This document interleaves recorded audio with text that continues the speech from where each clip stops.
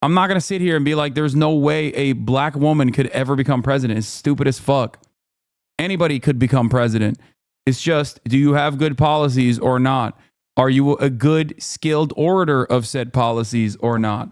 And what they reveal about the race and what's next for the next 4 years. NBC national political correspondent Steve Kornacki's right here at the big board. A very long night. I remember in the beginning we said we might not know results for the night or maybe even through Saturday, but here we are with a decisive win for Donald Trump. Break down what happened. Yeah, I mean, I think we all remember 2020 and the timing. It certainly went faster. Well, you could see here in Georgia, in North Carolina, in Pennsylvania, Wisconsin, those are the battleground states that have already been called. Trump is sweeping them so far with a few more still to be decided. Obviously, he's the president-elect no matter what. Going in Pennsylvania, and I can show you, though, where Trump has won this state by about 2 points. I think the way to sum up what he did in Pennsylvania and across all those battleground states is blue-collar voters and a more diverse coalition of blue-collar voters than we've seen in the past. Because you see here around like where Scranton is, you see it's blue, but Donald Trump made big steps forward here in that county. He barely lost it this time. He lost it by almost 10 last time. And then there's a number of small cities and mid-sized cities here in Pennsylvania, places like Reading, places like Allentown, with very large Hispanic populations, working-class Hispanic populations. And in all of those places, Trump has made some very significant gains here. What happened with all the independents? Because there was that whole thing, everyone's going to fight for a tiny sliver, the Haley Republicans. What's going to happen with those kind of independents? What happened? Yeah, I could show you. Again, we'll stick in Pennsylvania, but this could apply elsewhere. Democrats were really looking at the suburbs in particular, right outside Philadelphia. They thought there'd be a women's vote, an extra women's vote, extra independent vote. And I'll show you, here's an example like Montgomery County. This is a huge suburban county. And hey, Harris won it. But let's just compare it to what happened here in 2020.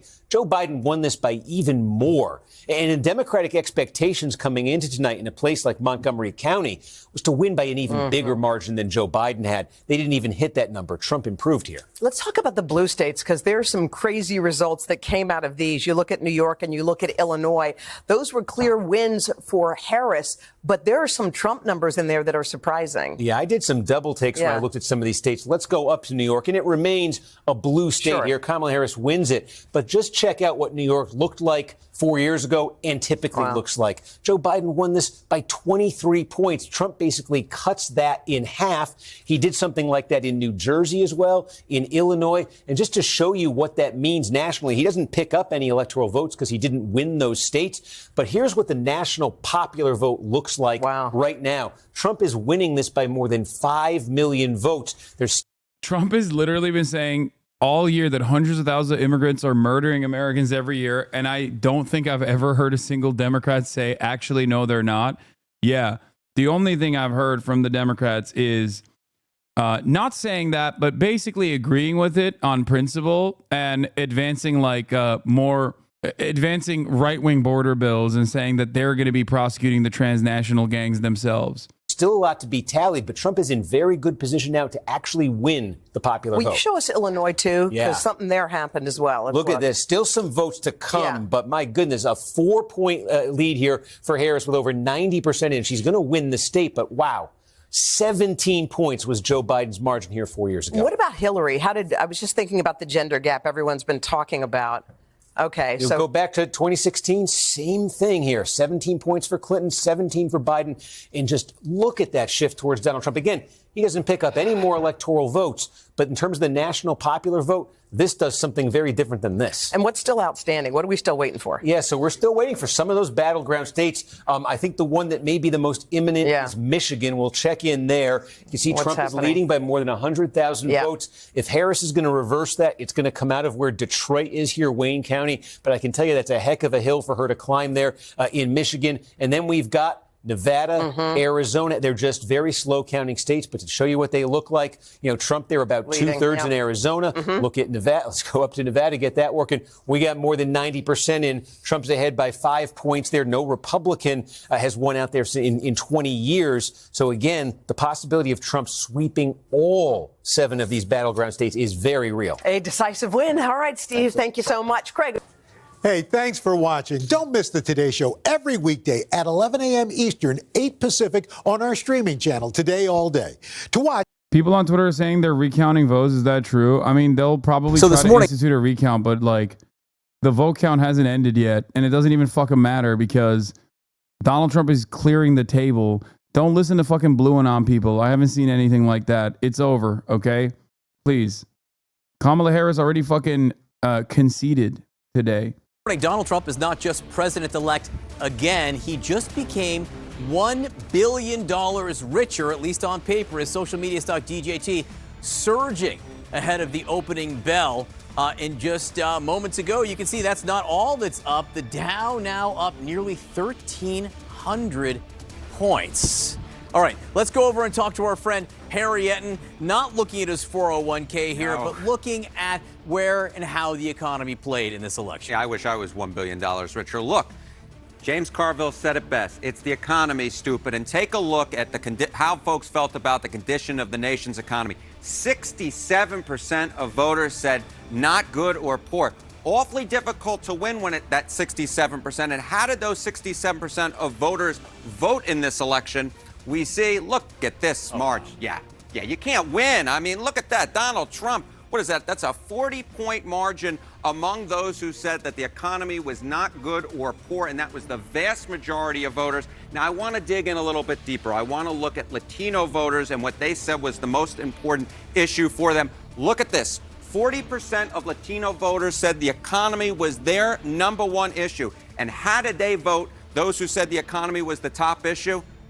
We can see that they overwhelmingly by a 2-to-1 margin chose Donald Trump. We know from the exit polls that Latino voters, there was less support for Kamala Harris than any Democratic nominee on record since we started conducting exit polls in the early 70s. When people say the economy is their number one priority, they're not just talking about the consumer price index, for the record, or they're not just talking about things that you, not even the CPI, but like the things that you would normally consider as like top of the line shit. They're talking about housing costs as well. They're talking about healthcare costs as well. They're talking about the affordability of everything. And a lot of people simply look at like, I don't know, gas prices and say, oh, well, gas prices are up or gas prices are down. Like, I don't understand. It's like, no, it is a much larger problem than that. That CPI, all of that is baked in the core CPI. I know, but it's not necessarily just inflation, right? It's not just inflation, because a lot of these people are like, why are prices not going down? Not understanding that would not be inflation. Inflation, the rate of inflation adjusting or rebounding means that prices are still going up. It's just not supposed to be. It's now going to be outpaced by wages growing, and therefore things are more seemingly affordable. But most people don't recognize that. And if your anger or your resentment is simply to be like, oh, you fool, you do not understand. Like, inflation is actually under control. What the fuck? You fail to consider that even though the situation is seemingly getting better in comparison to where it began in 2020, these people were upset about the economy in 2016. It is the same exact resentment that has been left unanswered by the Democrats. This is the major point that I tried to make over and over again. I was like, listen, the reason why people were frustrated with the Democratic Party and took a shot with Donald Trump in 2016 is because they were still hurting. They were still fucking hurting. If you don't address that and you think, well, you're stupid, you don't understand, the economy is rebounding, right? Then you're still not addressing it. You're still not addressing it at all. 70s, and I think the economy had a lot to do with it. Just those two numbers at the beginning, how people rated the economy and how people who rated the economy voted. If you only knew that, you probably could have predicted the outcome of the election. It turns out it is the economy, stupid. All right, Harry, thank you very much. Let's go over to Phil Mattingly now at the Magic Wall to find out how and where these sentiments on the economy play the most. What's so fascinating about this, we've all heard Democrats very frustrated because when you look at the top line macroeconomic numbers, there's every reason for somebody to feel good about the economy. Why aren't people feeling it? You would hear over and over again. For months, I've been staring at Pennsylvania because despite those good top line numbers, I'm going to pull up every county here where you see darker counties. That is where cost of living is the wages and wage growth has not kept up with cost of living. The darker the county, the more difficult it has been for the people that live in that county. Now, I see you smiling. You see what I'm doing here, because when you overlap the results from last night, counties that Donald Trump did very well in, counties that Donald Trump flipped, you will be very surprised to learn that right here and right here and right here in particular, but also right here. Wow. What? I don't understand. Wow. Shocking. And now I'm going to show you. This was a county that in 2020 was Joe Biden County. In 2024, Donald Trump flipped the county and flipped it by a sizable margin. What about Erie? This was a county that was Joe Biden County. Back in 2020, won it narrowly. In 2024, he flipped it back into Trump's category. This was a county that was, in 2020, a Joe Biden county. But what about the vibes? Not only the Brat vibes, not only the Brat Summer vibes, but Kamala is Brat vibes, but also more significantly that, like the vibe session. What happened to those fucking vibes?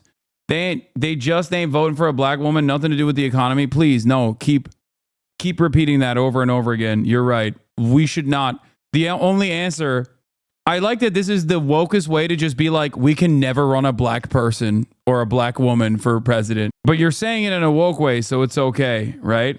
It's so fucking funny. Like, what's the argument? America is just too dang racist, brother. You don't understand. This is not something we can fix. We need to literally just only run white men. It's dumb. It's also incorrect. This does not mean that race and gender is not a factor in the considerations of a lot of people. That certainly is the correct assessment. It's just you're outweighing it. You are placing too much emphasis on that. Okay? Everybody, including but not limited to Kamala Harris, knew that Kamala Harris was a black woman. I guess with the exception of Donald Trump, who kept saying, like, is she even a black woman? I don't know. She just decided to be black one day. But everybody fucking knew that. Okay? She knew that too. The point is, you work within the confines. Okay? You work within your limitations. You work within those hurdles. I'm not going to sit here and be like, there's no way a black woman could ever become president. It's stupid as fuck. Anybody could become president. It's just, do you have good policies or not? Are you a good, skilled orator of said policies or not? And if people are fucking upset about the economy and they want to punish the responsible party, and you are running and hugging and kissing the person that they are correctly pointing to in terms of the economy not being fixed, then yeah, you're going to get punished. And even then, there is obviously a lot of stuff that she could have done to continue picking up support from these places or from other places, like places where she has a base of support, where the Democratic Party has done well. They didn't do that. And the bottom fell out. And the reason why the bottom fell out is most importantly because not necessarily just the economy, but the reason why the bottom fell out is because she hyper-focused on the suburban white women vote, and that was a spectacular failure. Center County is the perfect example of the bottom falling out. That's where Penn State University is. Trump went there and campaigned, and it flipped the switch. She took so many progressive voters for granted. She took those constituencies for granted, thinking they're going to come no matter what. They looked at the first polls that came out where there was strong support from the double haters, from the people that originally from the black, brown, and young voter blocks that said that they were enthusiastic about Kamala Harris as opposed to Joe Biden. And then they just never looked at it again. They were like, nope, that's it. We got it. It's in the fucking bag. County by a pretty substantial margin, more than 6 points. In 2024, it was flipped into Donald Trump's column. This is interesting based on what Harry was just talking about. This is Berks County. You move over here into Lehigh County. These are two counties where the highest level of Hispanic vote within the state, 20 to 25% in both of these counties. While Democrats were able to hang on to Lehigh County, this margin right here in Berks County, 55% to 43.3%. It was part of that kind of string of counties in the blue-collar center of the state, outside of the collar counties, where Donald Trump improved his margin in every single one of these counties. And again, I just want to show this real quick one more time because it's wild to look at when you get a sense of if people in Pennsylvania are frustrated about the economy, it turns out when you track where their wages were versus where the cost of living was, and you look at where the darker counties are, much of which not only Donald Trump improved on, but flipped those counties entirely, you understand not everyone was feeling it. Not everyone was feeling it in various parts around the country, but particularly in what both campaigns acknowledged was the most important state in this election, and a state where Donald Trump has, by all accounts, done better than he has in either of the prior two elections and flipped several counties that either Joe Biden wrested back control of back in 2020 or flipped, like Monroe County, the county entirely. John?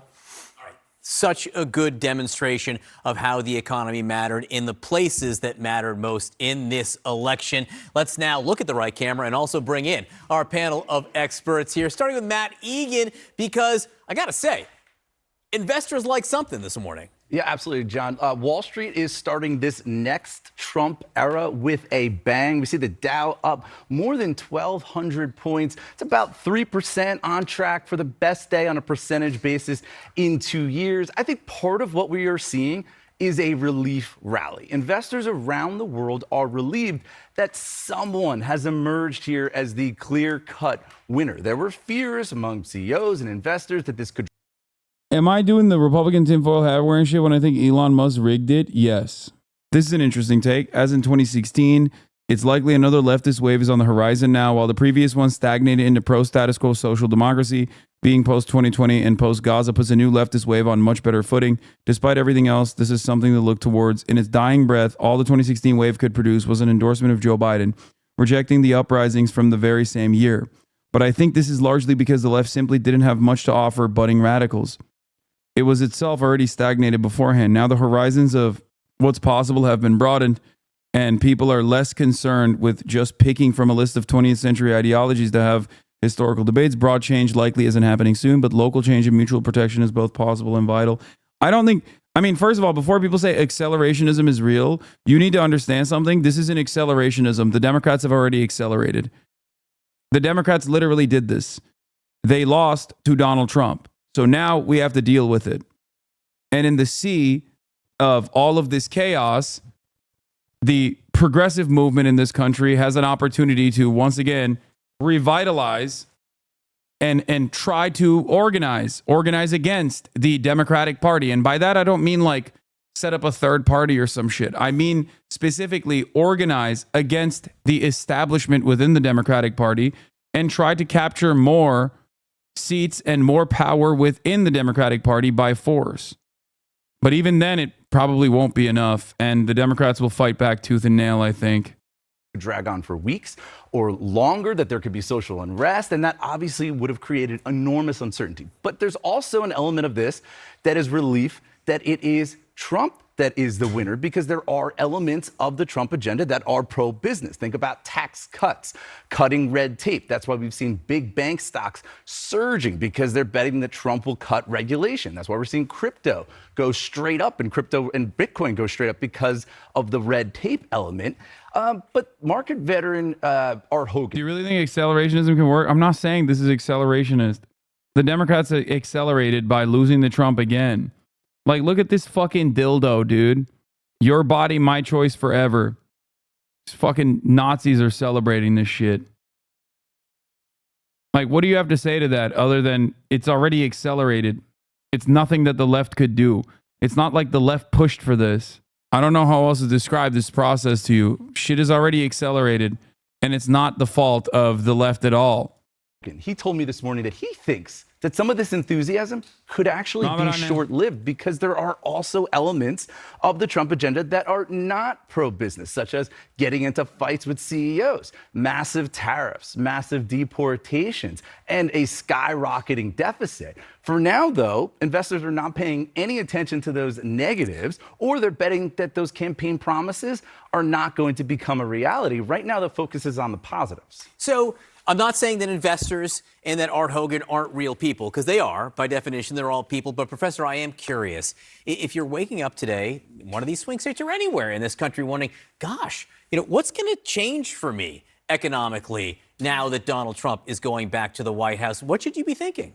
So the first thing I would be thinking about is the agenda on tariffs. That is the number one issue that I think most Americans, that has the most opportunity to affect the most widespread of an American audience. And I say tariffs because, you know, these questions about deregulation, about cutting taxes, cutting corporate taxes, and cutting taxes for the wealthy affect a very small percentage of the population just off run. The tariffs, right, we actually have numbers about how that would affect everyday Americans. I think The Economist, Wall Street Journal estimated about $4,000 additional dollars per year that you would be paying due to these tariffs.